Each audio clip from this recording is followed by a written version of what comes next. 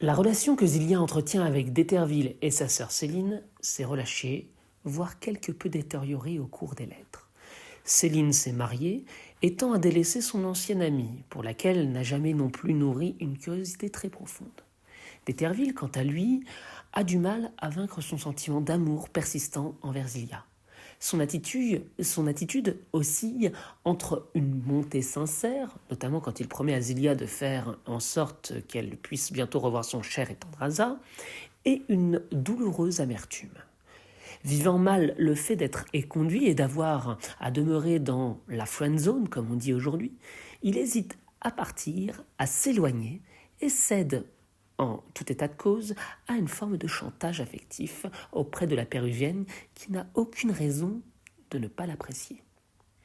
Dans la lettre 30, ajoutée dans la deuxième édition, Zilia se sent négligée par ses anciens protecteurs et se dit triste d'être écartée d'une compagnie qu'elle dit ne plus vouloir non plus chercher. La lettre 31 commence sur un ton léger, annonçant d'emblée une journée délicieuse. Celle-ci s'est passée à la campagne. Céline et son frère lui ont fait faire un court voyage qui l'a mené à une maison en tout point merveilleuse, au point même que Zilia dit se croire chez une fée. L'enchantement se poursuit au cours d'un dîner servi par des domestiques doués d'un sens de l'accueil extraordinaire. Bref, la joie règne entre Zilia et ses amis qui décident de se promener en sortant de table. Les voici donc au milieu de la nature et le cadre est parfait pour faire une heureuse annonce. Nous bornâmes notre course dans un bois qui termine ce beau jardin. Assis tous quatre sur un gazon délicieux, nous commencions déjà à nous livrer à la rêverie qu'inspirent naturellement les beautés naturelles, quand, à travers les arbres, nous vîmes venir à nous d'un côté une troupe de paysans vêtus proprement à leur manière, précédés de quelques instruments de musique, et de l'autre, une troupe de jeunes filles vêtues de blanc, la tête ornée de fleurs champêtres qui chantaient d'une façon rustique mais mélodieuse des chansons où j'entendis avec surprise que mon nom était souvent répété.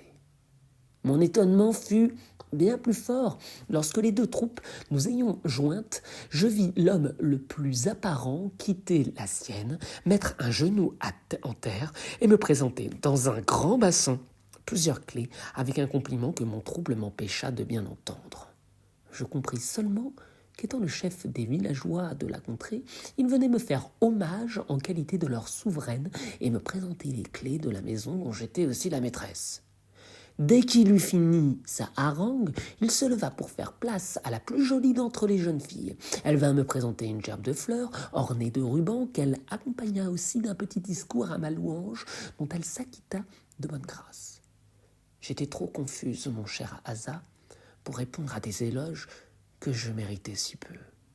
D'ailleurs, tout ce qui se passait avait un ton si approchant de celui de la vérité que, dans bien des moments, je ne pouvais me défendre de croire ce que néanmoins je trouvais incroyable.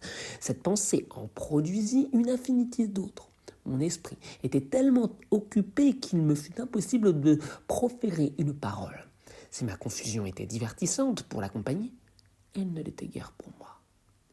D'Eterville fut le premier qui en fut touché. Il fit un signe à sa sœur, elle se leva, après avoir donné quelques pièces d'or aux paysans et aux jeunes filles en leur disant que c'était les prémices de mes bontés pour eux. Elle me proposa de faire un tour de promenade dans le bois, je la suivis avec plaisir, comptant bien lui faire des reproches de l'embarras où elle m'avait mise. Mais je n'en eus pas le temps. À peine avions-nous fait quelques pas qu'elle s'arrêta et me regardant avec une mine riante. « Avouez, Zilia, me dit-elle, que vous êtes bien fâché contre nous, et que vous le serez bien davantage si je vous dis qu'il est très vrai que cette terre et cette maison vous appartiennent. »« À moi ?» m'écriai-je. « Ah, Céline, vous poussez trop loin l'outrage ou la plaisanterie. »« Attendez, me dit-elle plus sérieusement. Si mon frère avait disposé de quelques parties de vos trésors pour en faire l'acquisition et qu'au lieu des ennuyeuses formalités dont il est chargé, il ne vous eût réservé que la surprise, vous iriez fort bien fort. Ne pourriez-vous nous pardonner de vous avoir procuré à tout événement une demeure telle que vous avez paru l'aimer et de vous l'avoir assuré une vie indépendante ? Vous avez signé ce matin l'acte authentique qui vous met en possession de l'une et l'autre. Grondez-nous à présent, tant qu'il vous plaira. ajouta-t-elle en riant, si rien de tout cela ne vous est agréable. Le passage s'ouvre sur une scène digne de conte de fées. Telle une princesse, Zilia est introduite dans un royaume merveilleux. La nature y est superbe au même titre que ses habitants qui se manifestent auprès de Zilia par des chants qui la célèbrent. La péruvienne n'en croit pas ses yeux et ne comprend rien aux hommages qui lui sont faits. Le chef des villageois la prend pour une souveraine et lui offre un trousseau de clés. Madame de Graffigny se plaît à parodier l'écriture du conte, très à la mode à cette époque. Les honneurs royaux que l'on adresse à Zilia sont volontairement exagérés afin de souligner l'absurde culte que la noblesse entretient auprès de ses sujets. Le décalage entre la magie de la mise en scène orchestrée par les d'Éterville et la réaction de la péruvienne montre combien celle-ci demeure en fait lucide sur les rapports sociaux. Certes, elle est confuse et trouve le spectacle incroyable, mais son embarras témoigne de son sens inné de la vertu. Rien, pour elle, ne justifie une telle mise en scène de richesse, ni le cérémonial qui l'accompagne. Être célébrée comme une reine la gêne, d'autant plus qu'elle ne cautionne pas un ordre social injuste qui divise les hommes entre pauvres et riches, comme elle l'a si bien dit dans la lettre 20. Céline s'amuse de la réaction de Zilia et lui révèle donc la vérité de cette drôle de cérémonie. En fait, tout le domaine lui appartient, à elle, la péruvienne, et elle devient donc la propriétaire de la maison et de tous les employés qui y travaillent. On apprend que c'est d'Éterville qui a acquis pour Zilia ce joyau champêtre, faisant sortir Zilia de sa condition inférieure. Pour autant, même si Céline se plaît à souligner la bonté dont elle et son frère font preuve, il n'empêche que ce don rappelle que jusqu'à présent, ce dernier a bien profité des trésors de la colonisation. S'il restitue à Zilia ses richesses, ce n'est pas seulement par sens de la justice ou par pure charité.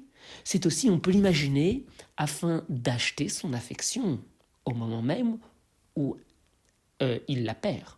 Le cadeau est sans doute d'amour, mais il n'empêche qu'il oblige et que Zilia se voit à la tête d'un petit royaume qui l'installe définitivement en France. Heureusement, elle saura en faire bon usage et créer les conditions de son autonomie.